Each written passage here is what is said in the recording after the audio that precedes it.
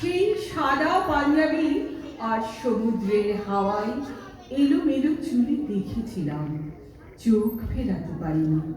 আজ আবার স্বপ্ন দিয়ে আঁকা হয় ছলে ছল সমুদ্র সৈকত, নীল বসনে নীল সাগরের তীরে তুমি ঝিনুকের সন্ধানে। কেউ ঝিনুক খোঁজে আর কেউ অকস্মাৎ মুক্ত পেয়ে যায়। আনন্দ ছুটে আসে, বালুকা বিলায় তোমাকে দেখা এভাবে বারবার জনমে জনমে। ভেসে আসে সুর, সূর্য ঢেলে দেয় রং, ঢেউ সে রং নিয়ে করে খেলা। তুমি আর মনে ছায়া ফেলে যাও মনির ক্যানভাসে। এভাবেই সাগরে বালুতে মাখামাখি, এভাবেই রঙিন আনাগোনা দেখে নোনা জল।